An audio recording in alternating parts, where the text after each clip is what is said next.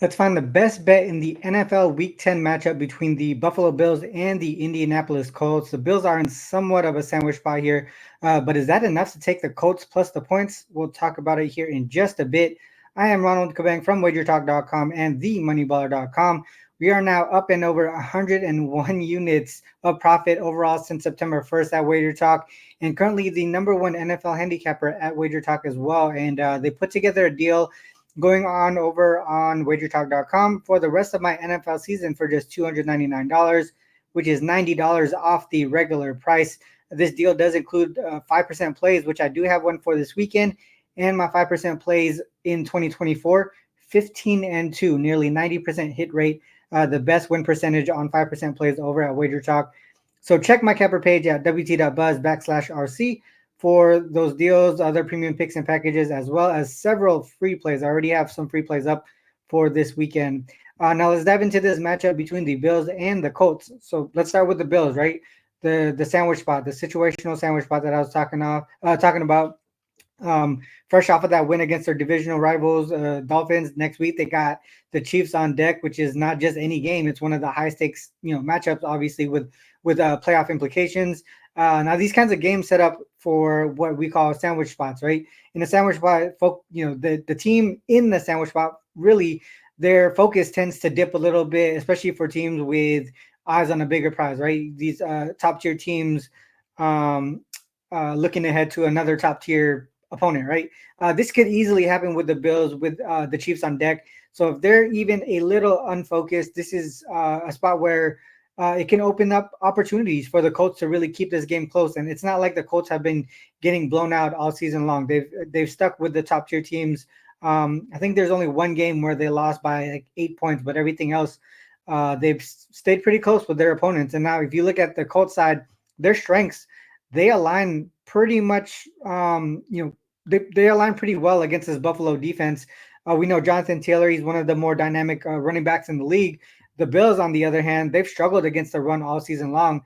But not only against the run, against opposing running backs, they've given the most receiving yards through the air to running backs as well. So this is a spot where the Colts can take a major advantage and the Bills I think on their side as well, allowing the slot receivers to do well so far in recent weeks.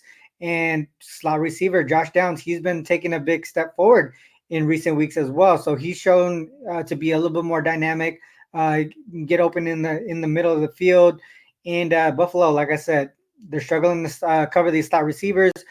We've seen a few games this season where they've given us some big plays in that area of the field. So Taylor and Downs primed for pretty big games here in this one. And to me, if you look at the Buffalo's defense, I just feel like they haven't been as dominant as they have been in recent years. So, they have a potential to allow big plays to tight ends, to running backs. Obviously, we talked about that. And with these factors, I think we're looking at a unit that's probably not going to be too focused with the Chiefs on deck as well, right? So all those things kind of aligning. And if you look at, obviously Joe Flacco on the other side against a Bills defense, they could put pressure, they could force turnovers, but at the same time, like I said, the strengths of this Indianapolis Colts offense align against the Bills defense pretty well. The short game with the running backs and the slot receivers, tight ends as well. So I'm not sure Flacco is going to be having to take on too much pressure with these quick passes, these quick throws, these dinks and dunks. So I'm not too sure that the Buffalo defense will put him in high risk situations enough to make those big impact defensive plays like interceptions or fumbles. To me, a lot of things are really pointing towards the Colts plus the 4 points this weekend. What are your thoughts on this game? Do you agree, disagree? Make sure to leave a comment. I'd love to hear your thoughts and angles on this game. Also, if you enjoyed the breakdown, like and subscribe to the channel. Make sure you click the notification button as well so you don't miss any other breakdowns from other Wager Talk handicappers.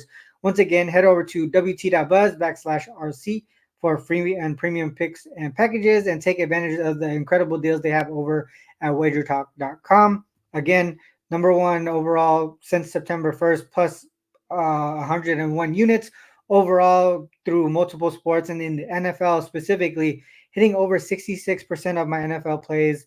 plus 47 units in the NFL during the regular season. So things are going really great for me right now. And for all your personal betting needs, head over to themoneyballer.com. They have all the stats, trends, and insights you need to make informed betting decisions. You can use promo code RC50 to get 50% off your first billing cycle. Themoneyballer.com is my main source for handicapping games. It's a big reason for my success in the NBA, NFL, WNBA.